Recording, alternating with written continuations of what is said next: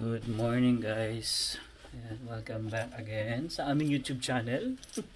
Medyo matamlay hindi tayo matamlay. Nag-aayos kasi ako guys. Punta lang kami ng office at saka kasi meron lang ako kukuning gift ni Kuya Ramon guys. So ayan, sabi ko kay Kuya Ramon, puntahan ko siya after lunch nga. Ayan, so alauna. Ayan, so maaraw pero -1. -1? Yeah, -1. One more money. Lamig. Yan. So yan, ngayon inaayos ko lang yung mga gamit ni Zion. Dala na dede, alam niyo na. So ayusin muna natin yung gamit ni Zion. So guys, dito na tayo sa work ko. Ayan. Pero may kukunin lang ako kay Kuya Ramon kasi ang tagal na yun, yung gift na yun nung ano pa last year. So hindi nga makadaan kasi conflict lagi yung schedule. Kasi 5 PM kasi umalis na si Kuya Ramon dito. Then si Emma kasunduin ko 7. Eh kung maaga akong pupunta, so medyo ano kumaga. Ayun si Kuya Ramon, nakita na ako ni Kuya Ramon. Yan, kumaga kasi matagal ako maghihintay kay Emma, babalik na naman ako. Kaya sabi ko pag may time na lang ito kay kay Kuya Ramon.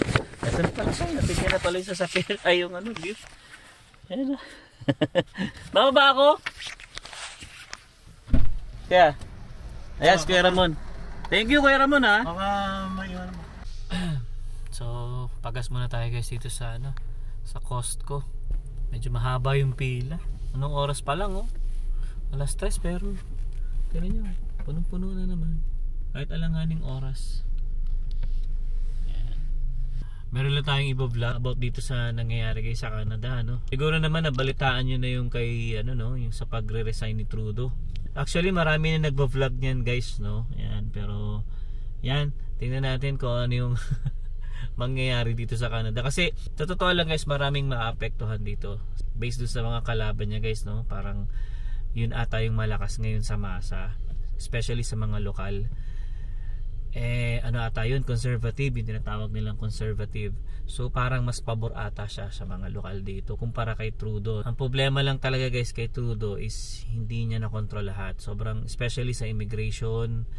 Yan, sobrang ang daming pumasok dito guys, Especially kasama na tayo doon sa mga temporary foreign workers na nagsusubok mamuhay dito sa Canada.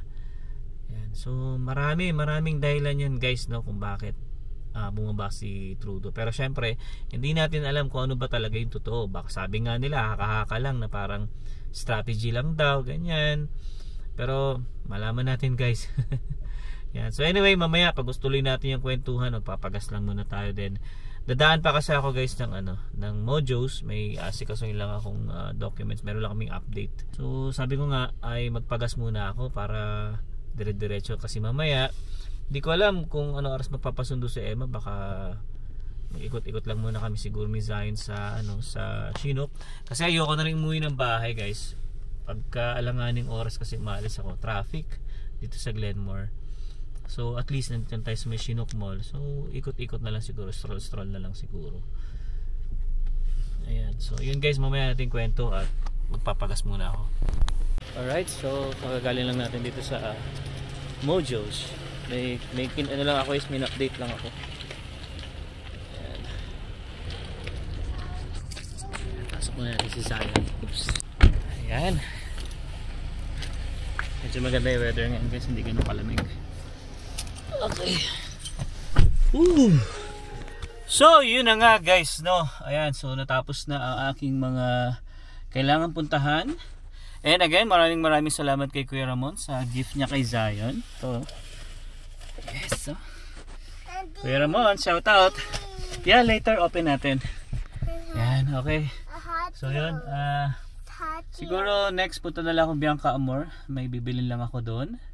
Then ikot-ikot lang konti. Paubos ng oras guys. Kasi yeah, 4. Sakto yun, Para mamaya sundo na lang natin sa Emma. What? I'm going home. Yeah, going home. Yeah, wait. Why? Going home. Yeah, okay. Okay guys, so tuloy natin pinag-uusapan natin kanina, no, about dito sa Canada, no. And yun nga, alam niyo naman siguro yung mga nandito sa Canada, nabalitaan niyo na yung about sa pagbaba ni ni Trudeau. Maraming sumaya, especially yung mga lokal talaga guys. Kahit saan daw siya provinces na pumunta, talagang nire-request na bumaba na daw talaga siya. And actually may mga Pilipino nga rin kaming nakakausap na ayaw din talaga sa kanya. So yun na nga guys, no. Pasensya na, naputol si Sayang kasi humingi ng dede. Ayan, so anyway, balik tayo ulit sa pinag-uusapan natin. Yun nga, even mga Pilipino dito guys, sa mga nakakausap namin, mga kaibigan namin, ayaw talaga nila kay Trudeau. Hindi namin alam kasi hindi na rin naman namin talaga tinanong kung ano yung reason. And disclaimer lang din guys, no, hindi po kami expert pagdating sa mga politics dito sa Canada kasi bago lang tayo dito guys, no? Almost 2 years and ilan ba? 2 years and 3 months pa lang tayo dito guys. So hindi pa natin talaga kabisado kung ano yung mga nangyayari talaga dito sa Canada. Although nababalitaan lang, naririnig. Pero kasi syempre as temporary foreign workers, hindi naman tayo talaga sa mga ganyan. Tsaka hindi tayo pwedeng bumoto, even yung mga PR, no? Ang pwede lang bumoto dito talaga yung mga citizen na. Kaya nagkakalokohan nga or nagkakabiruan nga minsan yung mga kaibigan namin, mga citizen na tapos tatanong kung sino iboboto sa susunod na election, ganyan. And ayun, parang karamihan talaga ng mga nakakasama namin ayaw talaga kay Trudeau. And especially guys, yung mga puti talaga dito, parang hate na hate nila talaga si Trudeau. Kasi nga, tumaas yung inflation, tumaas yung mga bahay dito, dahil sa sobrang daming nga na pumapasok na immigrant. Tapos, hindi na control yun sa immigration, sobrang daming pumapasok. So, tumaas yung mga presyo ng bahay. Tapos, tumaas yung presyo ng mga bilihin. Kasi nga sa sobrang dami ng supply, tapos yung demand hindi kayang supplyan. Kaya ang ginagawa ng iba, let's say yung sa mga bahay na lang, tinataasan nila yung mga presyo. So yun yung isa sa mga dahilan guys, kaya sobrang mahal na mga bahay dito sa Canada. Meron nga ako nakita sa Facebook parang pinagkumpara niya yung presyo ng Canada na bahay tsaka presyo ng US. Kumbaga yung 500,000 dito sa US parang mansion na. Alam niyo yun, ganun kagrabe yung presyo ng bahay dito sa Canada. So which is yun yung kinaayawan ng karamihan dito, na parang nagagalit nga sila dahil sa sobrang dami na pumapasok dito na hindi na kayang supplyan. Kaya itong mga citizen dito or mga lokal dito sa Canada, talagang inaano nila sa Trudeau guys na talagang please lang, parang halos kulang na lang lumuhod sila sa harapan ni Trudeau na bumaba ka na, no? And isa pa ang diyan guys, isa pa sa mga siguro naka-pressure kay Trudeau is yung sinabi ni Donald Trump na pag hindi daw inayos yung ng Canada, especially yung siguro yung mga walang papel kasi parang nag-exit sa mga border ganyan. Hindi nyo inayos yan, tataasan namin yung tax ng siguro 20 to 25% ata. Parang ganun. So, malaking malaking masakit sa sa Canada. Ang laki nun, sabi mo na 25% ang ipapataw ni Donald Trump. No? So, bagsak ang ekonomiya ng yan guys, ng Canada kapag nangyari yan. Kaya, sabi ni Donald Trump, kung hindi nyo kayang kung hindi nyo kayang ayusin yan, sumakop na lang, parang gusto niya sakupin ng Canada, ika 51st daw na na state, parang gano'n. So nakakatawa talaga, pero syempre hindi naman tayo expert nga sa politics na ganyan. So tamang nakikiramdam, nakikinig lang tayo. Pero ang epekto kasi niyan guys, especially sa amin dito sa mga temporary foreign workers, yung mga immigrant, malaking guys, malaking impact. Kasi medyo malakas ata yun guys sa mga citizen talaga, sa mga puti. Kumbaga may sinasabi sila conservative nga daw yun, yung partido na yun is talagang nakakabahala, no? Medyo nakakatakot, especially kami na wala pa talagang papel, hindi pa PR. Pwede kaming pauwiin talaga, no? Pag sinabi nitong halimbawa itong bagong prime minister, pag sinabi niya na ganito, uwi lahat ng mga ganito kasi ang target talaga guys nila gusto nilang pababain talaga yung mga immigrant dito. So yun yung reason kaya medyo nakakatakot sa side namin, no? Hindi lang sa mga international student, even sa habi nga, even PR kaya pa rin daw ata pauwiin yan eh, mga ganyan eh. Kaya yun talaga guys, medyo mahirap talaga, nakakatakot. Kaya sabi ko nga kay Emma kagabi, baby, pwede pa rin pala talaga tayong pauwiin kapag halimbawa nanalo tong bagong prime minister na to at sinabi niya, okay, bawasan natin yung mga ganito dahil sobrang dami na ng tao dito sa Canada. Medyo, alam niyo yun, nakakaba. Kaya mahirap talaga guys, mahirap talaga sa panahon ngayon. Kaya yung mga nagbabalak dito guys sa Canada, especially sa mga international student, no, hindi naman dinidismaya namin kayo, no, pero syempre you need to research guys. Pero kung talagang desidido yung loob nyo na pumunta rito, kahit ganito yung mga nangyayari dito sa Canada, ituloy nyo. Basta importante guys, research at saka may mga plans kayo. Kung halimbawang ganito man yung mangyari pagdating nyo dito, meron kayong another plan.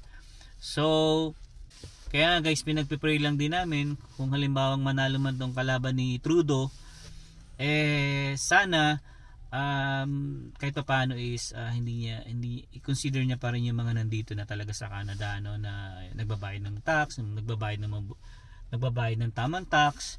So hindi natin masabi talaga kung ano yung mangyayari in the future. Meron pa rin nga ako guys na panood sa Facebook sabi niya first time daw ata, hindi ko sure kung correct me if I'm wrong, first time daw na mangyayari sa Canada to na sa loob ng isang taon 3 yung prime minister. Kasi nga guys, sa ngayon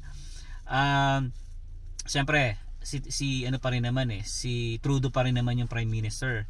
So parang bababa siya ngayong darating na March. So yung papalit sa kanya, siyempre another prime minister, so pangalawang prime minister na yon. Then after nun, pagdating ng election naman, kung halimbawang iba yung manalo, so 3 yung magiging prime minister sa loob ng isang taon. So ano yun, parang history daw ata yun ng Canada. First time na mangyayari yung ganung style. Pero sabi rin naman ng iba, parang strategy lang din daw ni Trudeau, parang ganon yung grupo niya. Maraming haka guys, no? Hindi natin alam kung ano talaga yung tunay na totoo. Basta sa ngayon, ihanda lang muna natin siguro guys yung sarili natin kung ano man yung maging decision in the future. Kasi marami talagang pwedeng mangyari dito guys. Kaya wag na wag tayo masyadong kampante talaga sa ngayon, especially na yun nga hindi pa tayo citizen or PR. Kaya ano lang, more research talaga. And syempre guys, kailangan din natin palagi manood ng mga news para alam natin kung ano yung nangyayari dito sa Canada. Especially yung mga nasa Pilipinas pa lang, no? Yun. Gaya nga nasabi ko sa inyo guys, kung talagang balak nyo pa rin pumunta rito, pwede naman. Wala namang pipigil sa inyo kasi kayo pa rin naman yung hahawak ng buhay nyo, no? Kayo pa rin yung magpapatakbo ng buhay nyo. Pero make sure nga lang guys na talagang handa kayo kung ano yung kalalabasan, no? Kasi mahirap talaga sa ngayon. Yan. So again guys, no, hindi ako expert sa politics dito kaya pasensya na. Kumbaga ito lang naman yung aking masasabi about sa mga nangyayari dito. Kaya nakakatakot pa rin talaga guys. Kaya sabi ko kay Emma, huwag tayo masyadong kampante pa rin. Kagaya natin na talagang alam niyo na hindi pa naman PR. Kumbaga mag-a-apply pa lang. So sana makuha natin agad yun para hindi tayo magka-problema. Kasi talagang titirahin talaga nila dyan guys yung mga temporary foreign workers. Magbabawas talaga yung mga yan. Kasi alam niyo naman guys yung mga balita, di ba? Even nung last year pa, talagang utik-utik nilang binabawasan yung mga pumapasok dito. So sana ay pala rin tayo. Pero kung ano man yung ibigay sa atin ni Lord talaga, kung ano yung para sa atin, tanggapin natin. Kung kinakailangang umuwi ng Pilipinas, uwi tayong Pinas. So wala tayong magagawa. Kapag hindi naman atin tong bansa na to, anytime talaga pwede tayong pauwiin ng bansa natin. So yun lang guys, no. And sana guys, pag-pray na lang natin na sana maging maayos yung politics dito sa Canada. Kasi medyo talagang magulo guys. Sobrang gulo.